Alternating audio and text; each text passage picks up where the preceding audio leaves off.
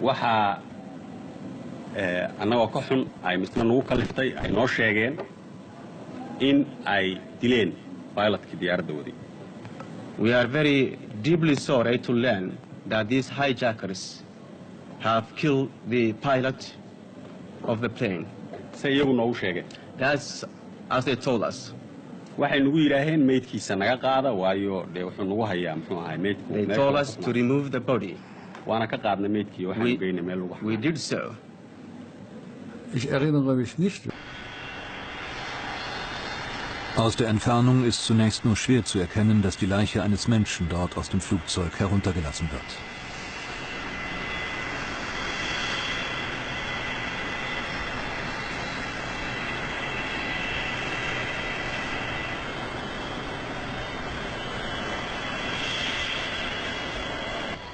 Jürgen Schumann, der Kapitän der Landshut.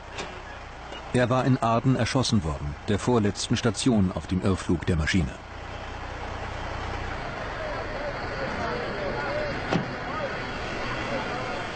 Die palästinensischen Luftpiraten sind offenbar zum Äußersten entschlossen. Welche Lösung der Flugzeugentführung ist da überhaupt noch möglich?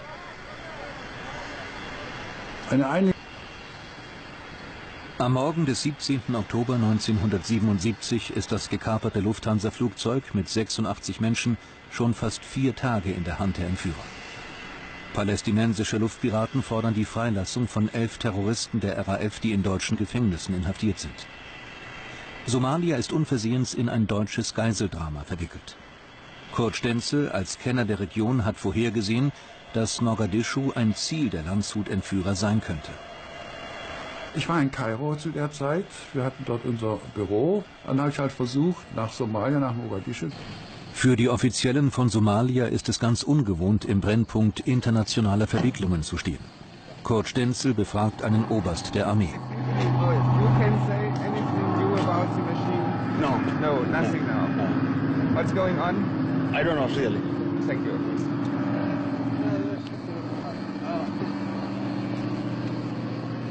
Der war natürlich zur Geheimhaltung verpflichtet. Ilaa haddeer annaga waxay noola eg yihiin dad muxuu ahay aad u qasan yani. As far as we can see and judge, they look to us as people who mean business. Dad aad u qasan oo aad moodo inay muxuu ahay. They seem to be rather confused. Waxaan jeclaan lahaa inaad tiraahdo yani qasnaanta waxaan ka wadaa worry oo kala yani waxa dad. And they seem to be very nervous and trigger happy. Wieder bewegt sich etwas. Jetzt verständigt sich ein Vertreter des Flughafens per Zuruf mit dem Anführer der Luftpiraten im Cockpit der Landshut.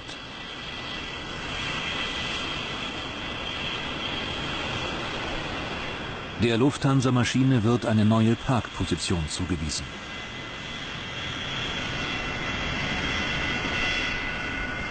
Offenbar will man den Flugbetrieb nicht gefährden, falls doch noch eine Maschine landet.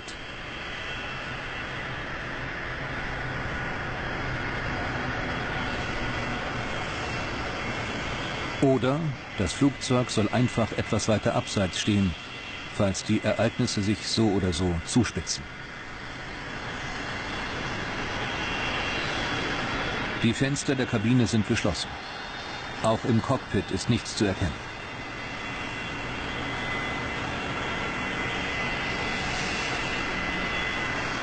Gegen 14 Uhr Ortszeit erscheint eine Boeing 707 der Lufthansa am Himmel über Mogadischu und landet in Sichtweite der entführten Landshut.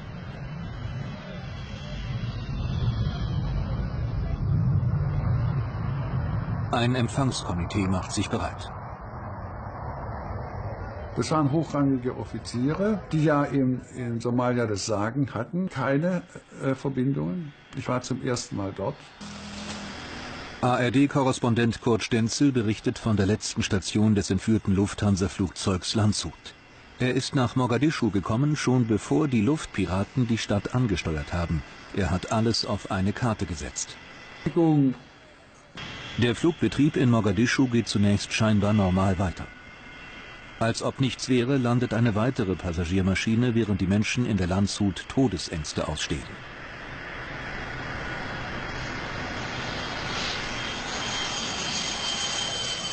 Das Flugzeug kommt aus Moskau.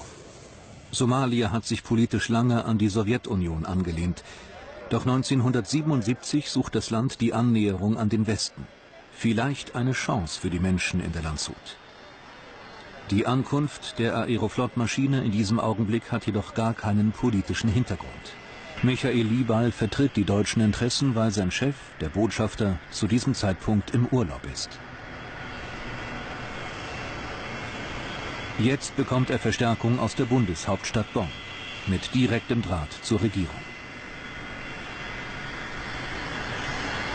Wir haben vermutet, das ist Wischnewski mit einer Delegation und wir waren gespannt, wer rauskommt, aber es war Wischnewski. Wischnewski kam raus mit verschiedenen Mitarbeitern. Er wurde sofort umringt von dieser Delegation und schnurstracks in ein Auto verfrachtet, das da stand, und die Leute sind abgerauscht. Ich hatte keinerlei Chance, irgendjemand zu fragen. Hans-Jürgen Wischnewski ist Staatsminister im Bundeskanzleramt. Das hieß ja auch, das habe ich erfahren, dass er zum Präsidenten gleich fahren würde, der Wischnewski, also zum Siad Barre. Ja, und das war natürlich schon das Indiz, es wird in irgendeiner Form etwas geschehen. Wischnewski trägt wegen seiner guten Kontakte in die arabische Welt den Spitznamen Ben Wisch. Wischnewski war ja nicht nur ein Vertrauter der arabischen, haben wir die somalischen Behörden bestürmt, da drehen zu dürfen. Haben wir auch getan, sondern die erlaubt. Aber natürlich nur so, dass wir nichts Entscheidendes mitbekommen haben. Das ist ja auch klar. Das heißt, wo wir da waren, ist eigentlich zu naiv. Vom Tower aus werden dann alle Gespräche mit den Entführern im Cockpit der Landshut geführt. Am Nachmittag werden einige Flugzeuge, die in der Nähe der Landshut stehen, weggeschleppt. Für diesen Zweck haben die Entführer das Ultimatum noch einmal um eine halbe Stunde verlängert. Bis 17:30 Uhr Ortszeit.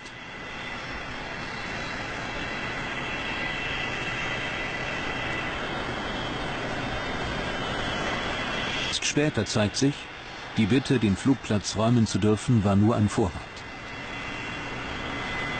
In Wahrheit wird bis zur letzten Minute darum gerungen, dass der Präsident von Somalia einer Rettungsaktion der Deutschen zustimmt.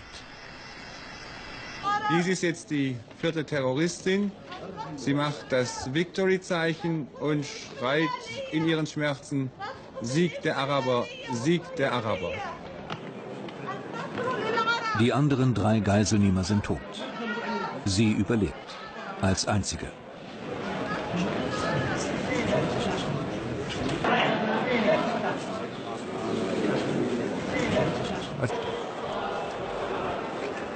Nach und nach stellt sich heraus, alle Geiseln haben überlebt. Die meisten sind völlig erschöpft. Im Flughafengebäude von Mogadischu werden sie von Ärzten und Sanitätern versorgt.